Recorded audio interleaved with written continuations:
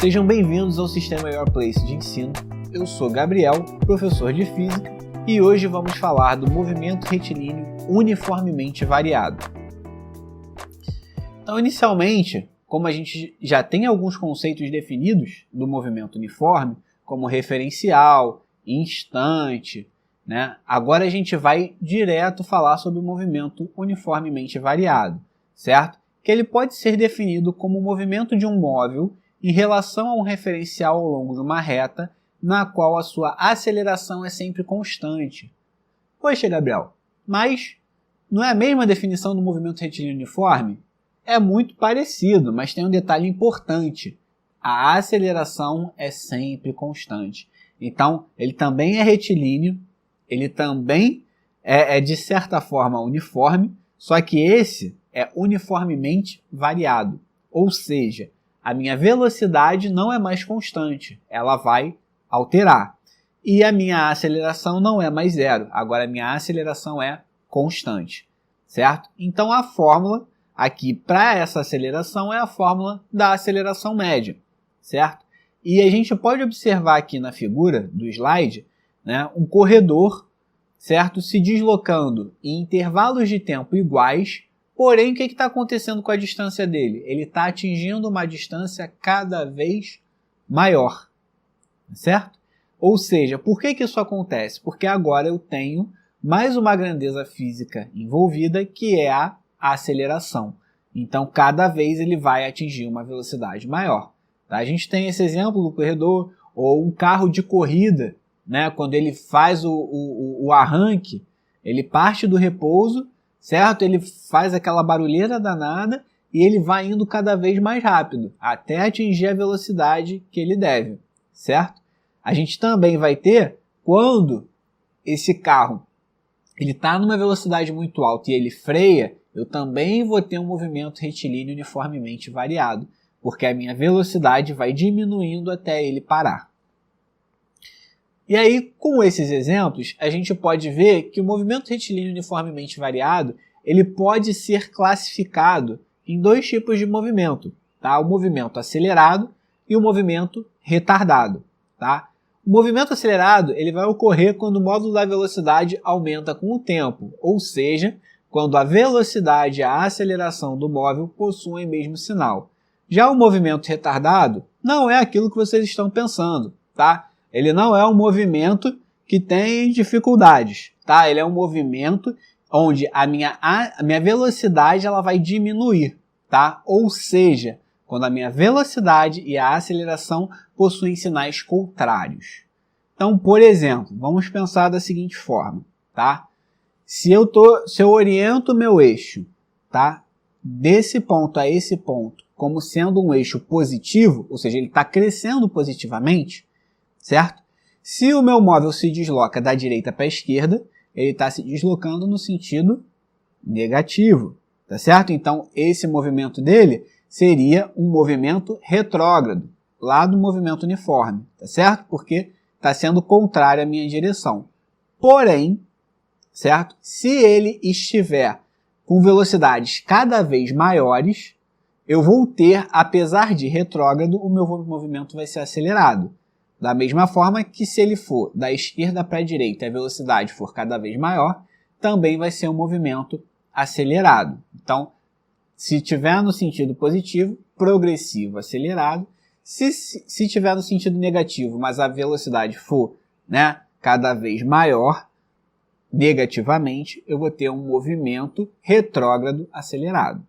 Já no movimento retardado, eu vou pensar o seguinte: se o meu móvel estiver com a velocidade alta e for diminuindo até parar, certo? Se ele está vindo aqui ó, no sentido positivo, ele vai ser progressivo, mas vai ser progressivo retardado. Se for o contrário, né, ele vendo do sentido positivo para o negativo, ele vai ser um movimento retrógrado, e se a velocidade estiver diminuindo até ele parar, vai ser retrógrado e retardado. Então a classificação ela vai depender, para um movimento retilíneo uniformemente variado, da velocidade e da aceleração. Tá certo? Então primeiro eu vou olhar para a velocidade. Positiva é progressivo, negativa retrógrado. Depois eu olho para a aceleração. Se o sinal da aceleração for igual ao da velocidade, é acelerado. Se for diferente, é retardado, tá certo?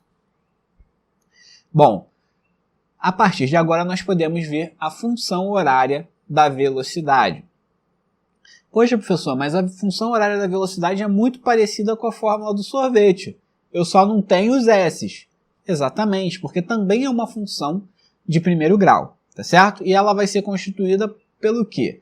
Pela velocidade final, inicial, aceleração e tempo, tá? Então eu vou ter que a velocidade final vai ser igual à velocidade inicial mais a aceleração vezes o tempo.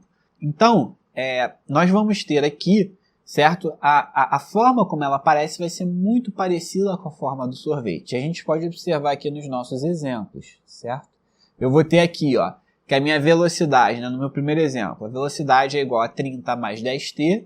E no segundo exemplo, que a velocidade é igual a menos 20 mais 70t. Tá? Esses valores, esses números, eles podem aparecer negativos, tá certo? Isso não vai interferir em nada, a gente vai fazer as contas da mesma forma, tá certo? Então, quando eu tenho uma função horária desse jeito, eu posso determinar as grandezas físicas envolvidas. Então, se eu pegar a primeira equação ali, eu já sei que quanto é que vale a minha velocidade inicial? A minha velocidade inicial vai ser o valor que não está do lado do tempo, ou seja, vai ser o 30, certo? No caso, mais 30, porque ele não tem o sinal de negativo. Enquanto que quanto vale a minha aceleração? A minha aceleração vai ser o valor que acompanha o t, ou seja, ela vale mais 10 metros por segundo ao quadrado. Então, só de olhar para a função horária, eu posso determinar algumas grandezas envolvidas. Tá? A velocidade e o tempo, um depende do outro. Então, eu nunca vou ter, eu não vou colocar direto na função horária um valor numérico para eles. São valores que eu vou querer determinar normalmente. Ou eu vou dar a velocidade e eu quero saber o instante de tempo que o móvel atinge aquela velocidade. Então, são valores que eu vou substituir na função horária para fazer a conta. E temos aqui um exemplo, certo? Nosso exemplo ele fala o seguinte: a velocidade de uma partícula varia de acordo com a função v igual a 4 mais 8t. Pede-se a velocidade inicial da partícula, a aceleração da partícula, a velocidade da partícula no instante t igual a 2 segundos e a variação de velocidade nos 4 primeiros segundos. Então vamos primeiro para a letra A. Qual é a velocidade inicial da partícula? Velocidade inicial, gente, é sempre a velocidade no início do movimento, ou seja, quando o meu tempo é 0, tá? Porque não existe tempo negativo para a física, a não ser que você faça uma viagem e volte no tempo, certo? Mas todo fenômeno ele vai começar no instante inicial t igual a 0, beleza? E aí, para a gente fazer essa conta, a gente vai fazer ali, ó, vamos olhar ali a resolução da letra A. Como v é igual a v0 mais at, temos que v é igual a 4 mais 8t, foi a função horária dada. Se eu substituir o t por 0, eu vou ter 4 mais 8 vezes 0, 8 vezes 0 é 0, mais 4 metros por segundo. Então, a minha velocidade inicial do móvel é 4 metros por segundo. Tá? Ah, Gabriel, mas esse caso aí eu não tinha como só olhar para a função e enxergar? Lembra que eu falei com vocês que a velocidade e o tempo, eles são um vive em função do outro? Então, eu não tenho como determinar só olhando para a função como a velocidade inicial e a aceleração, certo? Eu tenho que determinar fazendo a conta, porque eles são justamente as variáveis da minha função. Então, letra B, a aceleração da partícula, tá? Essa daí já é molezinha, é aquele famoso ponto garantido na questão. Por quê? Eu não preciso nem fazer conta, né? A gente sabe que no movimento retilíneo uniformemente variado a aceleração é constante, certo? E a aceleração ela vai ser sempre o númerozinho que está ali acompanhando o t, que é o 8. Então, minha aceleração vale 8 metros por segundo ao quadrado. Molezinha, sem nem fazer conta. Letra C. A velocidade da partícula no instante t igual a 2 segundos. Tá? Aqui, novamente, quando eu tenho velocidade inicial, implicitamente eu estou querendo dizer que é no tempo t igual a zero, no instante t igual a zero. Aqui ele já fala mais diretamente, ó, eu quero a velocidade no instante t igual a 2 segundos. Então eu vou pegar minha função horária, vou substituir o tempo pelo valor de 2 segundos e vou fazer as contas. E aí a gente vê ali na resolução da letra C, ó, a velocidade no instante t igual a 2 segundos é igual a 4 mais 8 vezes 2. Ou seja, onde tinha o t na fórmula, eu substituí pelo instante. Então, quando a gente tem um sistema, a gente primeiro resolve o quê? Multiplicação e divisão, depois soma e subtração. 8 vezes 2, 16, mais 4, 20 metros por segundo. Então, achamos a nossa velocidade no instante de 2 segundos. Letra D. A variação de velocidade nos 4 primeiros segundos. Galera, preste atenção. Variação de velocidade é diferente de velocidade, tá? Quando eu falo só a velocidade da partícula no instante tal, eu estou falando de velocidade instantânea, ou seja, a velocidade naquele instante de tempo. Quando eu falo de variação, eu quero saber o seguinte: qual foi o aumento ou a diminuição da velocidade em um determinado intervalo de tempo. Então, eu vou considerar uma velocidade inicial e uma velocidade final. Beleza? Então, olha só, a velocidade inicial aqui é só a gente obter direto ali da fórmula, né? Que seria que ele quer dos 4 primeiros segundos. Então, ele quer a velocidade no instante 4 menos a velocidade no instante inicial. A velocidade do instante inicial é só eu jogar zero ali na fórmula, que eu vou obter os 4 metros por segundo, que foi o que a gente fez na letra A. Já a velocidade no instante t igual a 4 segundos, eu vou pegar o valor 4 e vou substituir onde tem o t. Então ela vai ficar assim, olhando ali no iniciozinho da resolução da letra D. Velocidade no instante 4 é 4 mais 8 vezes 4. Certo? Então, novamente, peguei o valor do tempo e substituí onde tinha o t. 8 vezes 4 dá 32. 32 mais 4, 36 metros por segundo. Tá certo? Então, agora eu vou calcular a variação de velocidade. Lembra que a gente falou? Variação de velocidade, aparece aquele triângulozinho antes da velocidade, que é o delta. Então, eu quero determinar o delta V, que ele vai ser quem? A velocidade final, ou seja, a velocidade no instante 4 segundos, menos a velocidade inicial, que é a velocidade no instante 0 segundos. Então, vai ser 36 menos 4, 32 metros por segundo. Foi a variação da minha velocidade. Tá certo? Então, a gente tem aqui um exemplo. Esse exemplo ele é bem completo. Ele fala sobre muitas questões que podem vir a ser, né, questões de prova, questões futuras. Então, é importante vocês sacarem bem como se resolve ele. E, novamente, como a gente tem a função horária, toda função ela vai ter uma representação gráfica, tá certo? E ela vai ser bem parecida com a representação gráfica da fórmula do sorvete, né? Só que aqui, ao invés de ser o gráfico de posição, eu vou ter um gráfico de velocidade, tá? E aí a velocidade ela vai ser classificada de acordo com a sua aceleração. Quando a minha velocidade, o gráfico é crescente, né, ele sobe, eu vou ter uma aceleração positiva.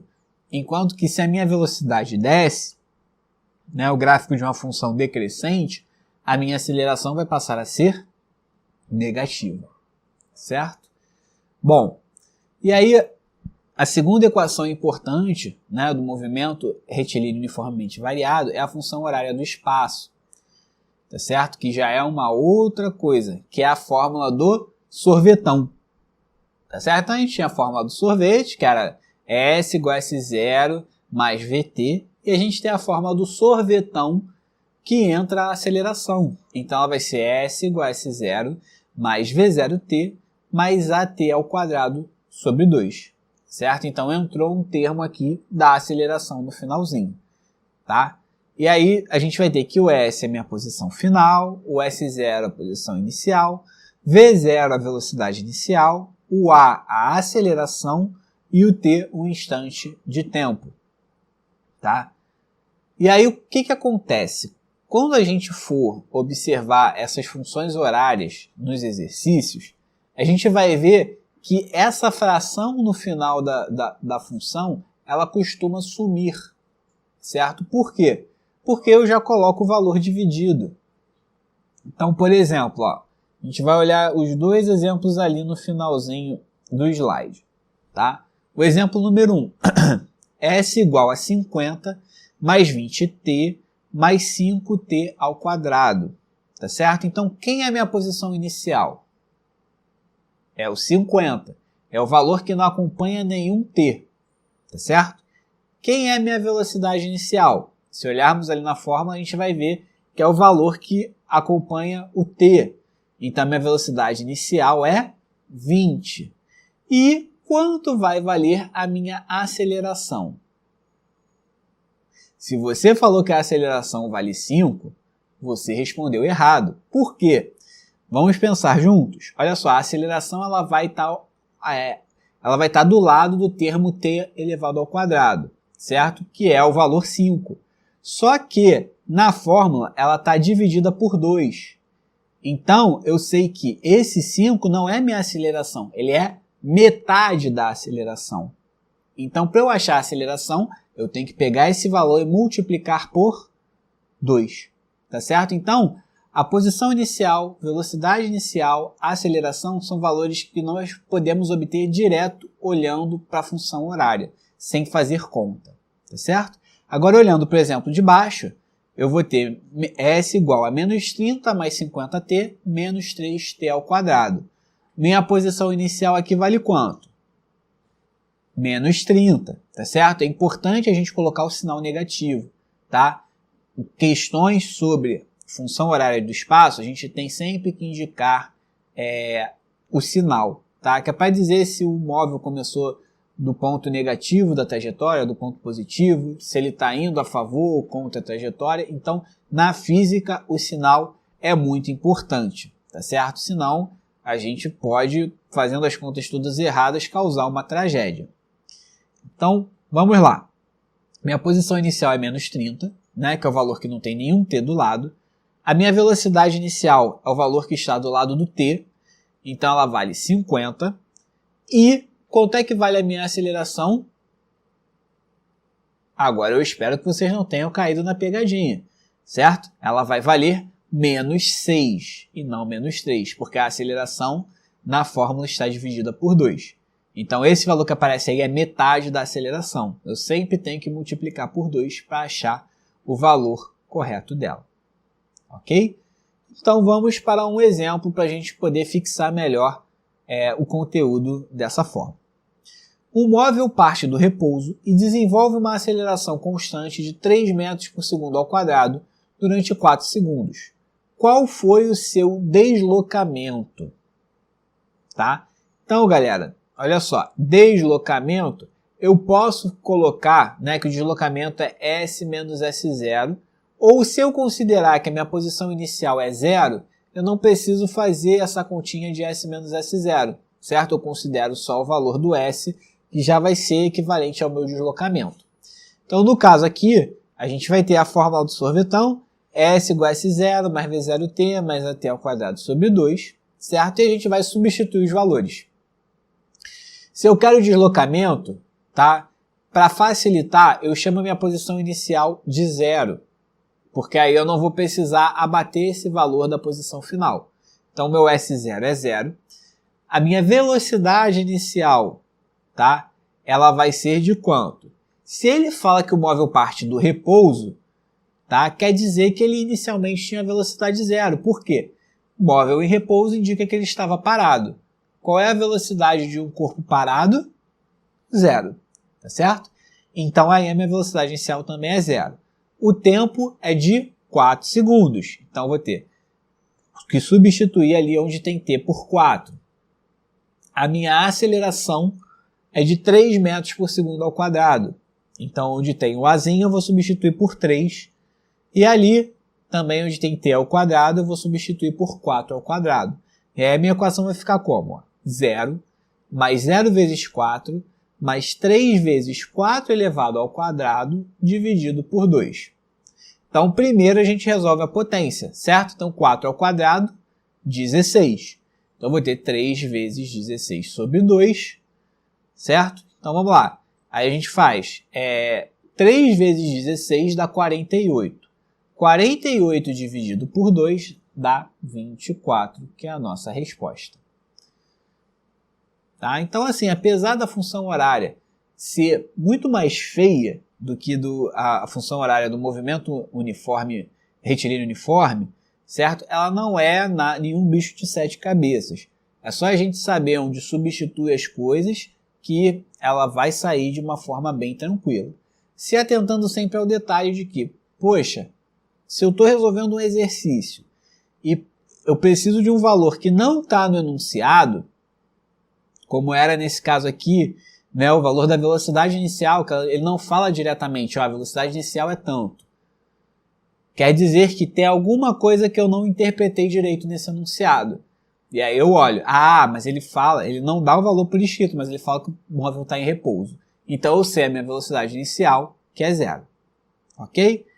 Bom, e, logicamente, por ser uma função horária, nós vamos ter uma representação gráfica, tá? E como é uma função de segundo grau, lembrando que o grau é sempre o valor do maior expoente da minha equação. Quem é o meu maior expoente? 2, porque eu tenho um t ao quadrado, tá certo? Então, se ela é uma função de segundo grau, eu imagino que o gráfico dele seja o quê? Uma parábola, tá certo? Então, nós vamos ter 2 tipos de gráfico, né? Uma parábola com a concavidade voltada para cima, que é essa primeira figura aqui, tá? E uma parábola com a concavidade virada para baixo, que já é o caso da segunda figura, tá? Na primeira, com a concavidade voltada para cima, a gente vai ter que, dependendo do ponto do gráfico que eu esteja, as minhas grandezas vão assumir valores diferentes. Então, onde eu tenho aqui, ó, essa bolinha preta do vértice, tá? É o ponto onde a minha velocidade é 0. À esquerda do vértice, tá? Ali, caminhando em direção ao 0, eu vou ter que... A gente pode ver que essa função ela dá uma subida. Por ela dar essa subida, eu vou ter que... A minha velocidade é menor do que 0, tá? Porque ela dá uma subida em relação ao vértice, mas se eu for olhar da esquerda para a direita, ela, na verdade ela está descendo, tá? Então a minha velocidade é menor do que 0, porque ela está descendo. A minha aceleração vai ser positiva, porque ela está descendo, mas ela está descendo cada vez mais devagar até o ponto que ela para, que é o vértice. Então, como a minha velocidade é negativa e a aceleração é positiva, essa parte do movimento ela é retardado, tá? Nesse instante de 0 até o instante do vértice, é um movimento retardado. Depois do vértice, o que acontece? A minha função começa a subir. Então, a minha velocidade passa a ser positiva. Se a minha aceleração é constante, ela também é positiva, o sinal dos dois é igual, o movimento passa a ser acelerado, tá? Para o gráfico do lado, vai ser o mesmo princípio.